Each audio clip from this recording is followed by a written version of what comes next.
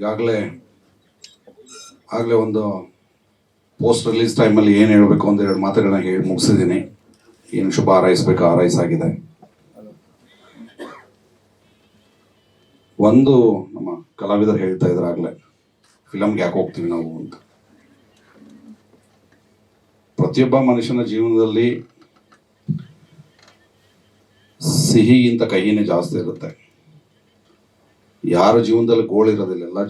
ಎಲ್ಲರ ಲೈಫಲ್ಲಿ ಒಂದಲ್ಲ ಒಂದು ಸಂದರ್ಭದಲ್ಲಿ ಒಂದಲ್ಲ ಒಂದು ವಯಸ್ಸಿನಲ್ಲಿ ಕಷ್ಟಗಳನ್ನ ಅನುಭವಿಸಿರ್ತಾರೆ. ಆ ಕಷ್ಟಗಳನ್ನ ನೋಡೋದಕ್ಕೆ ಯಾರು ಫಿಲಮ್ಗೆ ಹೋಗೋದಿಲ್ಲ.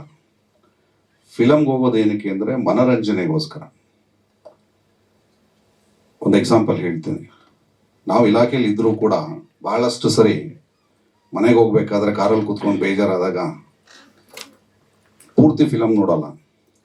ಯಾವುದೋ ಒಂದು ಫಿಲಮಲ್ಲಿ ಯಾವುದೋ ಒಂದು ಕ್ಲಿಪ್ಪಿಂಗಲ್ಲಿ ಭಾಳ ಮನಸ್ಸಿಗೆ ಅಂದರೆ ಅದು ನೋಡಿದ ತಕ್ಷಣ ನಗುವಂಥದ್ದು ಆ ಸೀನನ್ನು ನೋಡ್ತೀವಿ. ಮುಸ್ಲಿಮ್ಗೆಲ್ಲ ನೊಂದ ನಾಣಿ ಕೇಳಿರ್ಬೇಕು. ನೊಂದ ನಾಣಿ ಪರಿಚಯ ಅಲ್ವಾ? ಅವರು ಕಾಮಿಡಿ ಆ್ಯಕ್ಟ್ರ್ ಇದ್ದಾರೆ. ನೊಂದ ನಾಣಿ ಅಂತ ನಾಣಿ ಕಾಮಿಡಿ ಆ್ಯಕ್ಟ್ರು. ನಾಣಿ ರೋಡಲ್ಲಿ ನಡ್ಕೊಂಡು ಹೋಗ್ತಾ ಇರ್ಬೇಕಾದ್ರೆ ಯಾರೋ ಒಬ್ಬ ಊದ್ಕೊಂಡು ಬರ್ತಿರ್ತಾನೆ. ಎಷ್ಟು ಸುಂದರವಾಗಿ ಆ ಮನುಷ್ಯನ ಊದ್ಕೊಂಡು ಬರೋದನ್ನ ಟ್ಯಾಕಲ್ ಮಾಡ್ತಾನೆ ಅಂದರೆ ಅವ್ರು ಮಾತಾಡೋದು, ಸಾಕು ಬಿಡೋ, ಕೇಳಕ್ಕಾಗ್ತಾ ಇಲ್ಲ ಬಿಡೋ, ಆ ನಾಯಿಗಳು ನಿಲ್ತಾ ಇಲ್ಲ ಬಿಡೋ ರೋಡಲ್ಲಿ. ಅಂದರೆ ಅದನ್ನ ನೋಡಿದ ತಕ್ಷಣ ಮನಸ್ಸಲ್ಲಿ ನಗು ಬರುತ್ತೆ. ನೀವೆಲ್ಲನೂ ಮರಿತೀರ.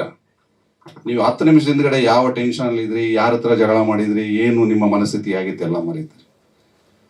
ನಾನಿಲ್ಲಿ ಹೇಳಿಕೊಟ್ಟಿದ್ದೇನು ಅಂದರೆ, ಚಲನಚಿತ್ರದ ಕಂಟೆಂಟ್ ಏನೇ ಇರಲಿ, ಒಂದಷ್ಟು ಮನರಂಜನೆ, ಅಲ್ಲಿ ಇಲ್ಲಿ ಹಾಸ್ಯ, ಆರೋಗ್ಯಕರವಾದ ಹಾಸ್ಯ, ಹೆಲ್ತಿ ಕಾಮಿಡಿ ಅಂದರೆ ಇರಬೇಕು. ಕಾಮಿಡಿ ಹೆಂಗಿರ್ಬೇಕಂದ್ರೆ ಎಲ್ಲರೂ ಕೂತು ಕೇಳೋವಂಥ ಕಾಮಿಡಿ ಇರಬೇಕು.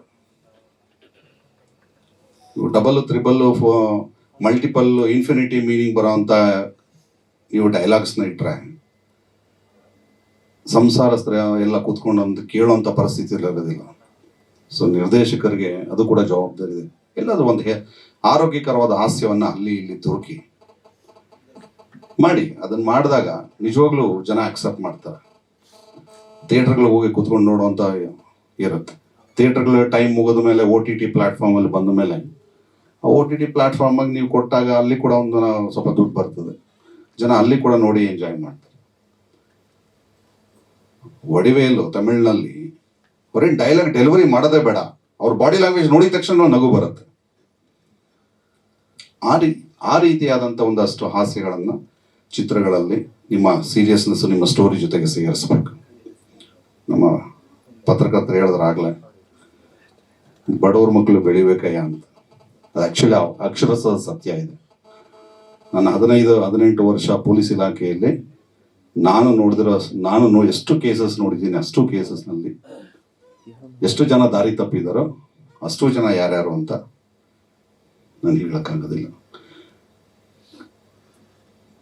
ಇದು ಚೈಲ್ಡ್ಹುಡ್ಡಲ್ಲಿ, ಬಾಲ್ಯದಲ್ಲಿ ಕಷ್ಟಪಟ್ಟು ತಂದೆ ತಾಯಿಗಳು ಪಡುವಂಥ ಕಷ್ಟವನ್ನು ಪಟ್ಟು ನೋಡಿ, ಇಲ್ಲ ನಾವೇನಾರು ಆಗಬೇಕು, ನಮ್ಮ ತಂದೆ ತಾಯಿನ ಚೆನ್ನಾಗಿ ನೋಡ್ಕೊಳ್ಬೇಕು, ಅವರನ್ನು ಸಮಾಜದಲ್ಲಿ ತಲೆ ಎತ್ತಿ ಬದುಕೋಂಗೆ ಮಾಡಬೇಕು ಅನ್ನೋಂಥ ಭಾವನೆ ಬರೋದೇ ಬಡವ್ರ ಮನೇಲಿ ಹುಟ್ಟಿದ ಮಕ್ಕಳಿಗೆ.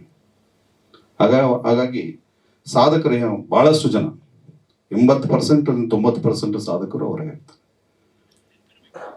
ಬಟ್ ಆ ಸಾಧಕರಲ್ಲಿ ನಾವು ತುಂಬಬೇಕಿರೋದು, ಚಲನಚಿತ್ರಗಳ ಮುಖಾಂತರ ತುಂಬಬೇಕಿರೋದು ಮೌಲ್ಯಗಳು. ನೀವೆಲ್ಲ ಬೆಳೆದು ಭಾಳ ಸಾಧನೆ ಮಾಡಿ ಮಾನವೀಯ ಮೌಲ್ಯಗಳನ್ನ ನಾವು ಅಲ್ಲಿ ಮೈಗೂಡಿಸ್ಕೊಳ್ಳಿಲ್ಲ ಅಂದರೆ ಸೂತ್ರಹರದ ಗಾಳಿಪಟ ನಾವು ದಾರ ತಪ್ಪದ ಅದು ಎಲ್ಲೋಗಿ ಬೀಳ್ತದೆ ಗೊತ್ತೇ ಆಗಲ್ಲ. ಅಟ್ಲೀಸ್ಟ್ ದಾರ ಇದ್ದರೆ ನೀಟಾಗಿ ಹೇಳೋದು, ಸೇಫ್ ಲ್ಯಾಂಡಿಂಗ್ ಮಾಡ್ಬೋದು. ಸೊ ಆ ರೀತಿಯಾಗಿ ಟೈಟಲ್ ಭಾಳ ಚೆನ್ನಾಗಿದೆ. ಕಂಟೆಂಟ್ ಒಳಗಡೆ ಏನಿದೆ ಅಂತ ನನಗೆ ಗೊತ್ತಿಲ್ಲ. ಆದರೆ ನನಗೆ ಅನಿಸಿದ್ದು ಒಂದಷ್ಟು ಅಲ್ಲಿ ಇಲ್ಲಿ ಹಾಸ್ಯಭರಿತವಾದ ಸಂದರ್ಭಗಳನ್ನು, ಹಾಸ್ಯ ಕಲಾವಿದರನ್ನ ತಂದು ಹಾಕಿ ಜನ ಅಕ್ಸೆಪ್ಟ್ ಮಾಡ್ಕೋಬೇಕು ಮೂವಿನ. ಆ ರೀತಿ ಮಾಡಿ ವೆಂಕಟೇಶ್ ಅವ್ರನ್ನ ಯಾವ ಉದ್ದೇಶಕ್ಕೆ ಕರ್ಕೊಂಡು ಬಂದಿದ್ದೀರೋ ಗೊತ್ತಿಲ್ಲ. ಒಟ್ನಲ್ಲಿ ಕರ್ಕೊಂಡು ಬಂದು ಗಾಂಧಿನಗರದಲ್ಲಿ ಬಿಡ್ತಾ ಇದ್ದೀರಿ. ಸೊ ಅವ್ರು ಹೊಸಕೋಟೆಯಿಂದ, ನಾನು ಕೋಲಾರ ಕಡೆ ಹೋಗ್ತಾರೆ ಅನ್ಕೊಂಡು ನೀವು ಹೊಸಕೋಟೆಯಿಂದ ಬೆಂಗಳೂರು ಕಡೆ ಕರ್ಕೊಂಡ್ ಬಂದಿದ್ದೀರಿ. ಬಾ ಹರೀಶ್ ಅವರು ಬಣಕಲ್ ಬರ್ಬೇಕಿದ್ದು ಬಂದಿಲ್ಲ, ಅವರು ಉಮೇಶ್ ಬಣಕಲ್ ಬರ್ಬೇಕಿದ್ದು ಬಂದಿಲ್ಲ. ಬಾಮ ಹರೀಶ್ ಅವ್ರಿಗೆ ಗೊತ್ತು, ಹೊಸಬ್ರು ಗಾಂಧಿನಗರಕ್ಕೆ ಪ್ರೊಡ್ಯೂಸರ್ಸು ಬಂದಾಗ ಅವ್ರ ಕಷ್ಟ ಕಾರ್ಪಣ್ಯಗಳು ಅವ್ರಿಗೆ ಭಾಳ ಚೆನ್ನಾಗಿ ಗೊತ್ತಿದೆ. ಅವರು ಅಸೋಸಿಯೇಷನ್ ಇದಿರಲ್ವಾ. ಸೊ ಹಾಗಾಗಿ ನನ್ನ ಸ್ವಾರ್ಥ ಏನಂದರೆ, ನಮ್ಮೂರಿಂದ ಬಂದಿದ್ದಾರೆ, ದಾರಿ ತಪ್ಪೋದು ಬೇಡ, ಕಷ್ಟಪಟ್ಟು ಒಂದಷ್ಟು ಹಣಕಾಸು ಸಂಪಾದನೆ ಮಾಡಿದ್ದಾರೆ, ಅದು ವ್ಯರ್ಥ ಆಗೋದು ಬೇಡ, ಅದನ್ನು ಒಳ್ಳೆ ರೀತಿಯಲ್ಲಿ ಬಳಸಿ ಹಾಕಿದ್ ಬಂದರೂ ಸಾಕು ಆ ಮಟ್ಟಕ್ಕೆ. ಅಂದರೆ ಭಾಳ ಆಪ್ಟಿಮಿಸ್ಟಿಕ್ ಯೋಚನೆ ಅಂತ ಹೇಳ್ತಾರೆ ಗಾಂಧಿನಗರದಲ್ಲಿ ಅಲ್ವಾ. ಸೊ ಚೆನ್ನಾಗಾಗಲಿ, ಮೂವಿ ಒಳ್ಳೆ ಲಾಂಚ್ ಆಗಲಿ, ಜನ ಅಕ್ಸೆಪ್ಟ್ ಮಾಡ್ಕೊಳ್ಳಿ, ಮುಂದೆ ಇನ್ನೊಂದು ಫಿಲಮ್ ಮಾಡಬೇಕು, ಇನ್ನೊಂದು ಪಿಕ್ಚರ್ ಮಾಡಬೇಕು ಅಂತ ಒಂದು ಸ್ಥಿತಿಯನ್ನು ವೆಂಕಟೇಶ್ ಅವ್ರಿಗೆ ಬರಲಿ ಮುಂದಿನ ದಿನಗಳಲ್ಲಿ ಅಂತ ಹೇಳ್ತಾ, ತುಂಬ ಹೃದಯವಾದ ಆಶೀರ್ವಾದವನ್ನು ಅಂದರೆ ಶುಭಾಶಯಗಳನ್ನು ಕೋರ್ತಾ ನನ್ನ 2 ಮಾತುಗಳನ್ನ ಮುಗಿಸ್ತೀನಿ. ಜೈ ಹಿಂದ್, ಜೈ ಕರ್ನಾಟಕ.